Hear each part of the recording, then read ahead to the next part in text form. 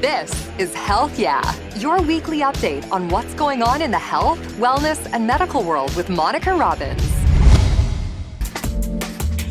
Vaccines. Some call them the greatest medical advance in the last century. Others question whether or not we really need them or if we need so many. It's a touchy subject made more complicated with a lot of misinformation.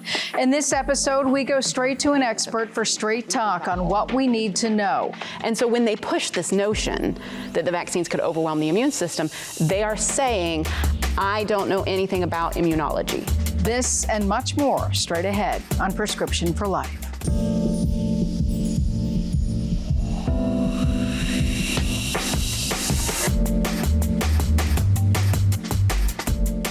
Hello and welcome to Prescription for Life. I'm Monica Robbins. Your body's immune system, it's your armor.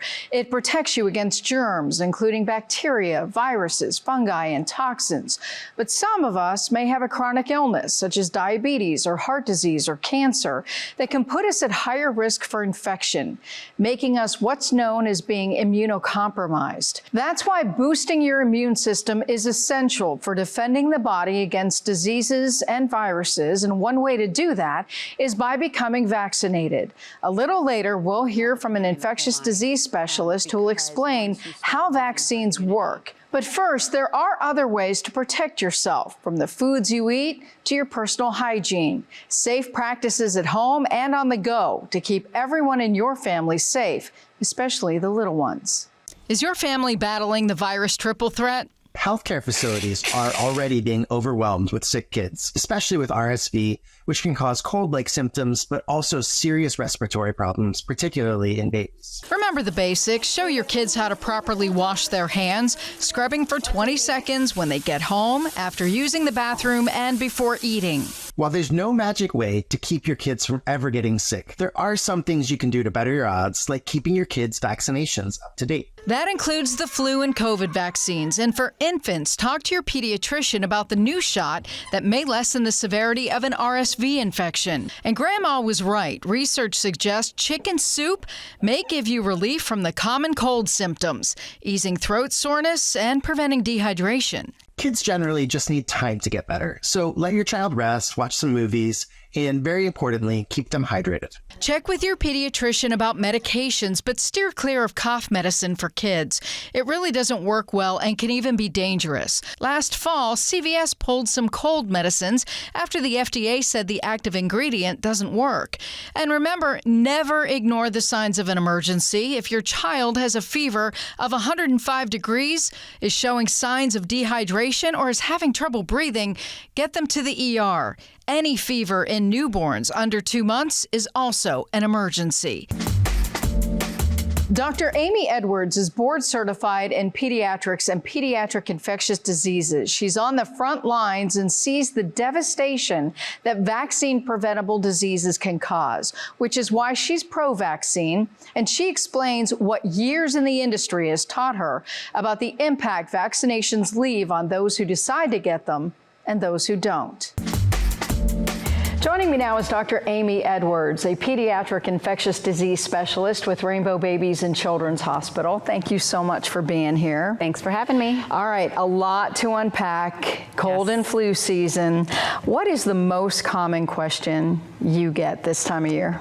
This time of year, I have a lot of people asking me, how do I boost my immune system? How do I not get sick? How do I avoid the cold and flu? I get that all the time.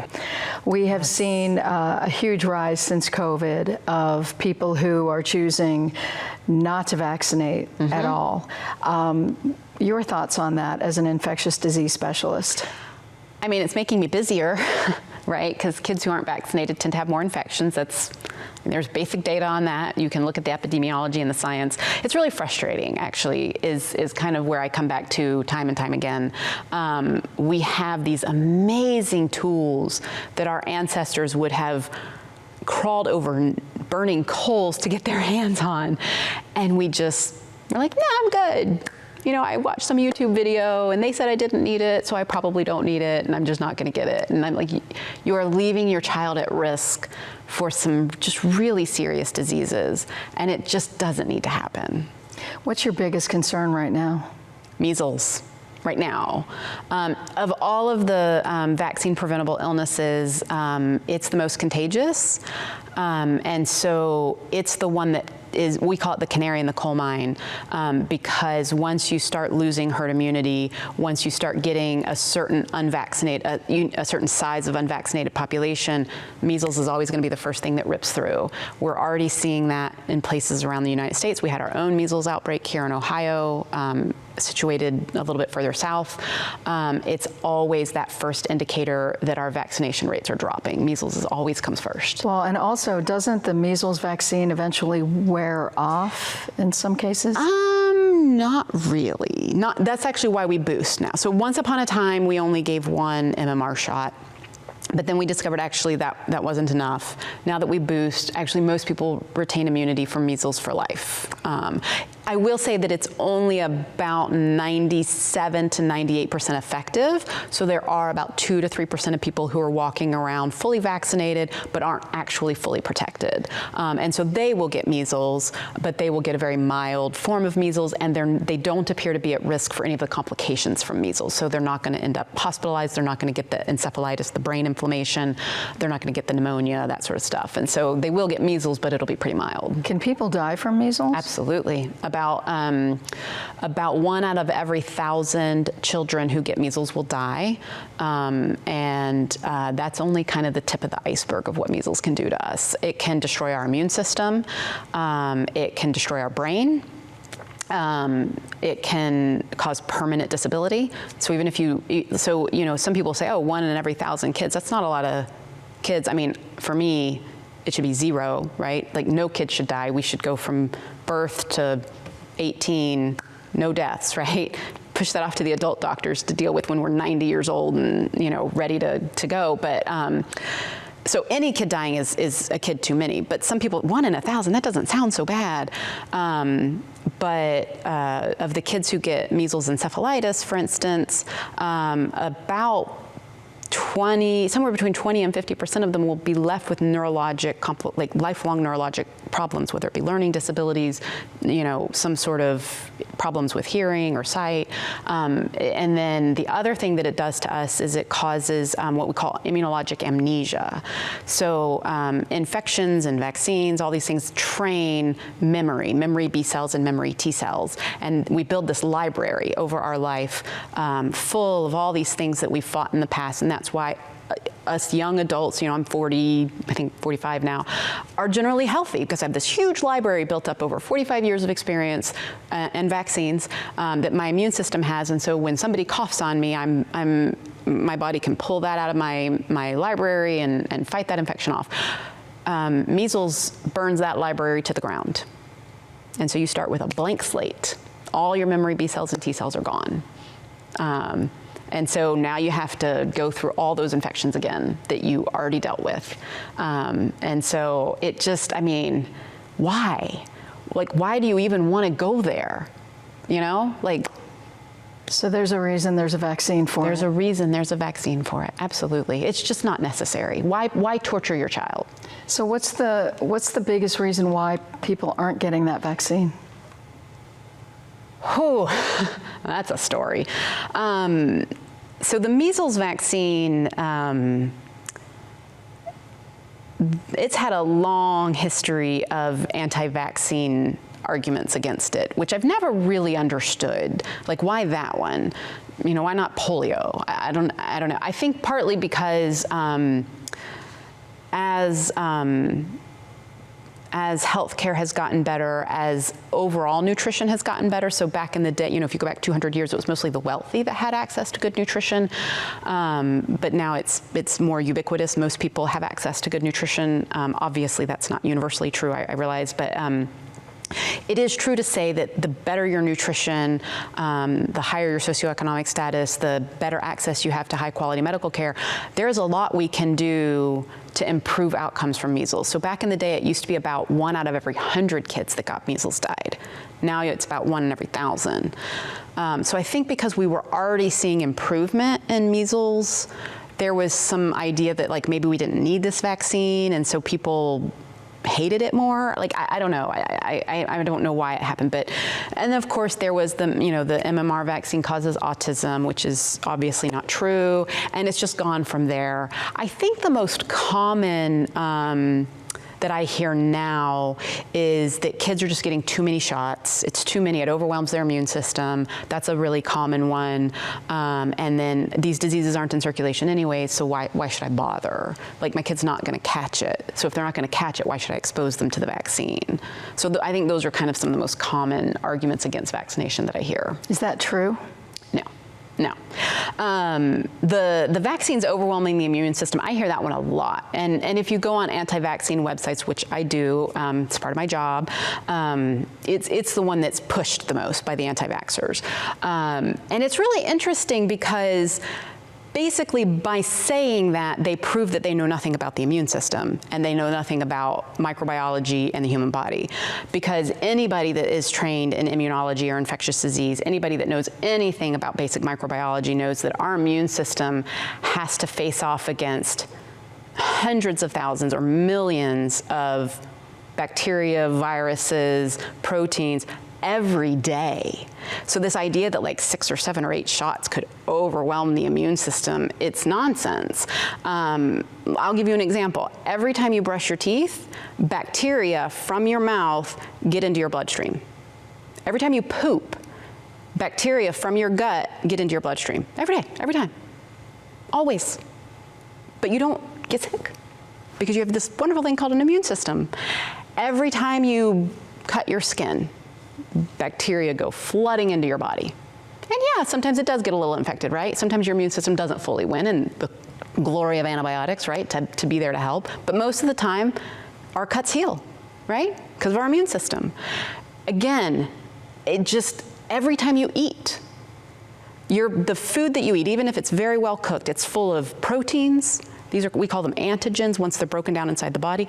The immune system scans everything that we eat looking for potential pathogens just in case. It's actually where food allergies come, because if it overreacts to a food antigen, then you get food allergies. And so your immune system is doing all this work all the time, every day.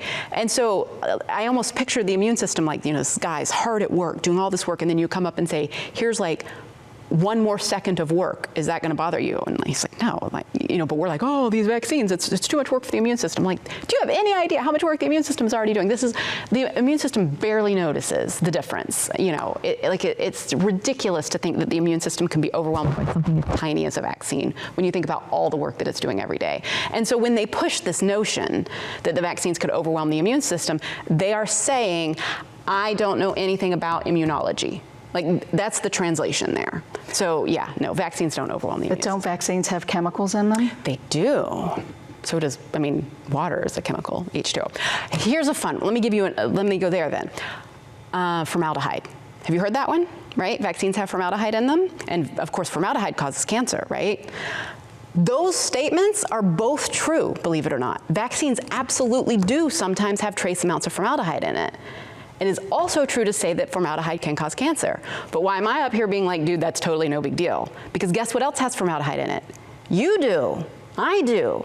We would die if we didn't have formaldehyde in us, because our DNA and RNA inside our bodies absolutely require formaldehyde to produce themselves. So when we break down an old dead cell that needs to, it's done its work, it needs to go into the recycle bin and have all its parts reused.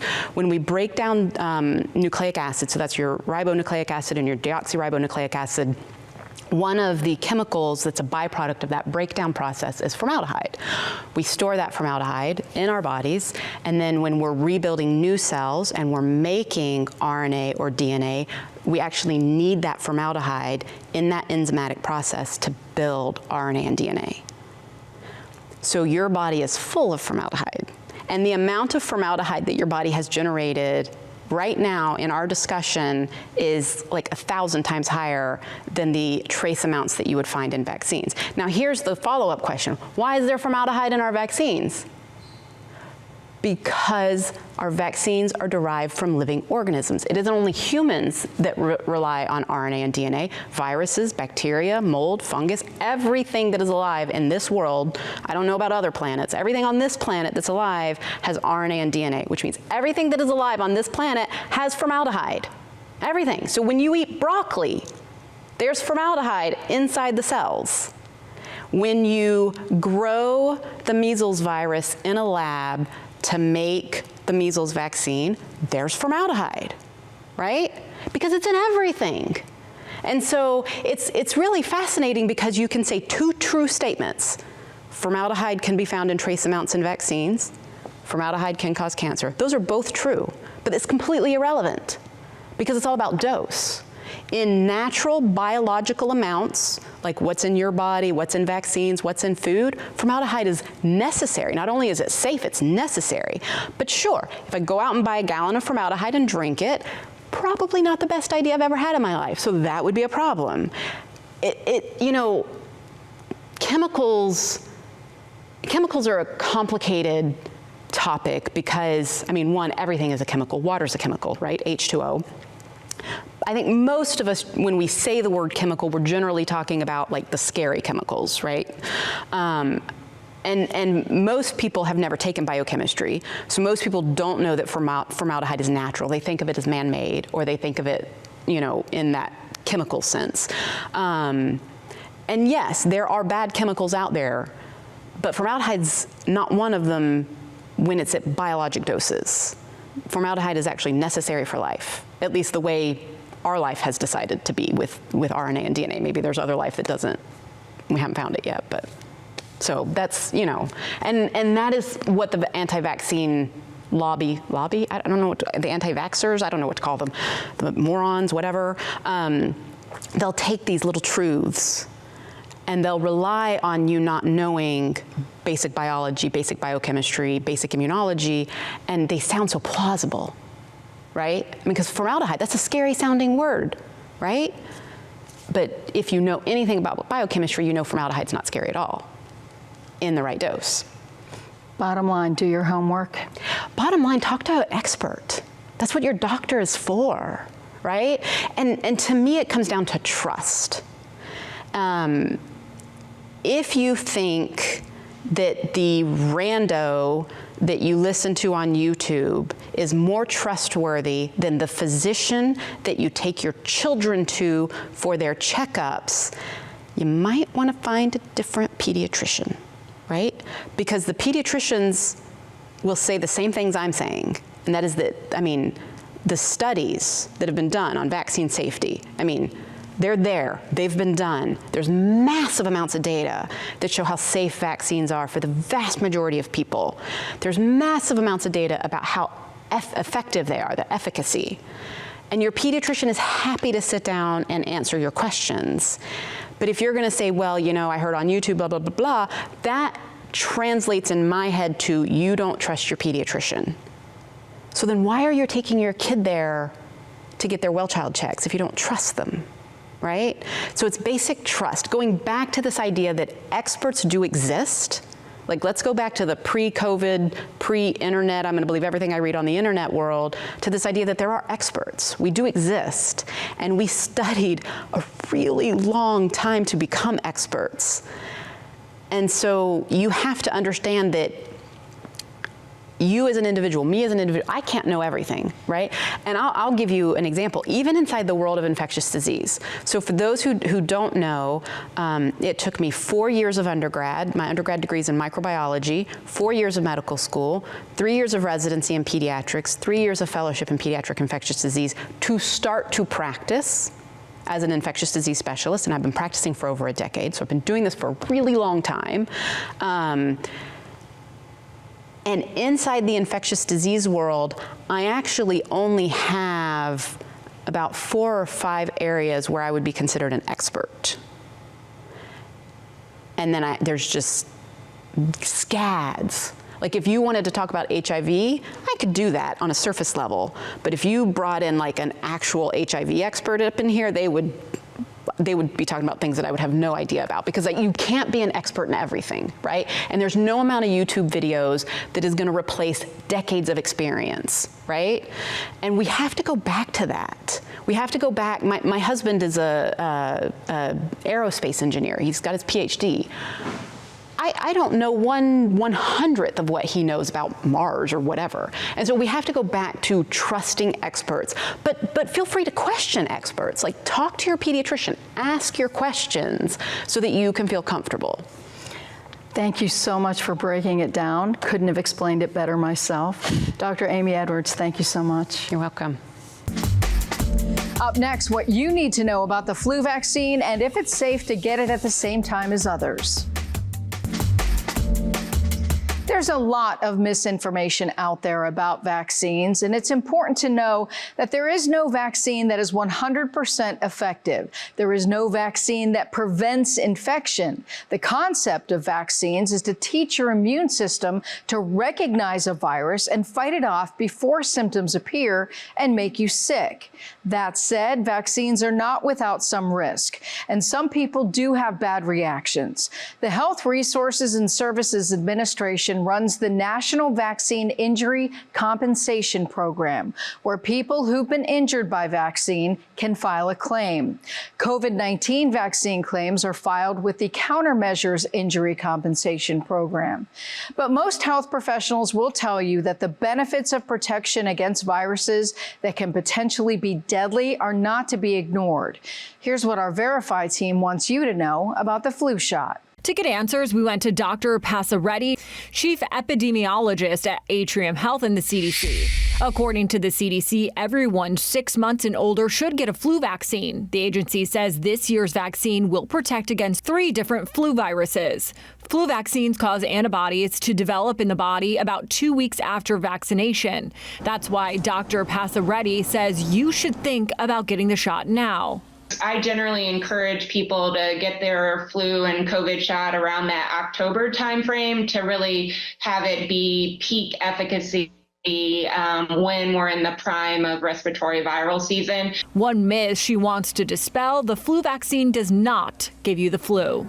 It's not possible that the flu vaccine give you the flu. Certainly you may feel crummy around the time you get the vaccines, but usually that's short-lived, less than 24 to 36 hours, and not the actual flu. Dr. Passaretti says even if you get the vaccine, there's a chance you could get the flu, but your symptoms will not be as bad. Even if you get influenza or COVID after you get the vaccine, you'll get a milder case of it. You're less prone to end up in the hospital, less prone to have severe consequences from the infection. Now, according to the CDC, most healthcare insurance plans cover the annual flu shot as preventative care, but make sure to check with your provider. The CDC says the vaccine is often available at no or low cost to people who do not have insurance. With your Verify, I'm Megan Bragg.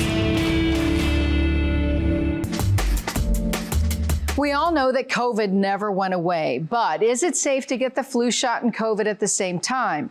Our Verify team looked into that. Walk into any pharmacy and you're probably inundated with advertisements urging you to get a flu shot and an updated COVID-19 vaccine. Several people on social media are wondering if it's safe to get both vaccines at the same time, or if they should space the 2 shots out. So let's verify.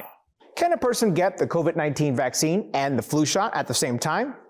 Our sources are the Centers for Disease Control and Prevention, the Food and Drug Administration, Dr. Pyle Coley with the University of Colorado, and Dr. Sarah Lynn Mark, a former senior medical advisor to the White House. Traditionally, the flu vaccine is administered in the fall ahead of peak flu season in the winter. We've also seen cases of COVID-19 spike during these same months as people gathered for the holidays. The CDC studied self-reported data from more than 92,000 people who received a booster shot and a flu shot during the 2021 flu season and concluded it is safe to administer both vaccines at the same time. The study found that about 10% more people who received both vaccines reported typical symptoms associated with them, like fatigue, headache, and muscle ache, than those who only received the COVID-19 booster. But the reactions were usually mild and went away quickly. So, yes, a person can get the COVID-19 vaccine and the flu shot at the same time. Both Drs. Coley and Mark tell Verify getting the 2 shots is more convenient and may encourage more people to get vaccinated against the flu and COVID-19. With your Verify, I'm Brandon Lewis. Bottom line, if you have any questions about vaccines, talk to your healthcare provider. And don't forget, your local pharmacist is also a doctor and can help you decide which vaccines are right for you. That'll do it for this edition of Prescription for Life. Thank you so much for joining us. I'm Monica Robbins, wishing you and yours good health. Thank you so much for tuning into Health Yeah. Please find me on Twitter and Instagram at Monica Robbins. Like and follow my Facebook page, Monica Robbins WKYC. Find video podcasts at Monica Robbins' channel on YouTube. And please subscribe. Wishing you great health and hope to see you again soon. Thanks for listening to Health Yeah with Monica Robbins from WKYC Studios. Subscribe now so you never miss an update. And find more on everything you heard here on WKYC.com and on the WKYC app.